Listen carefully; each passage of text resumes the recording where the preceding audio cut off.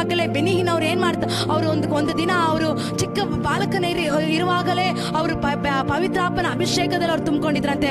ನಾನು ಹೋಲಿ ಸ್ಪಿರಿಟ್ ಅಂತ ಒಂದು ಬುಕ್ ನಾನು ಯೌವನ ಕಾಲದಲ್ಲಿ ಇರುವಾಗಲೇ ನಾನು ಓದಿದ್ದೆ, ದೇವರ ಮಕ್ಕಳ ಪುಸ್ತಕವನ್ನು.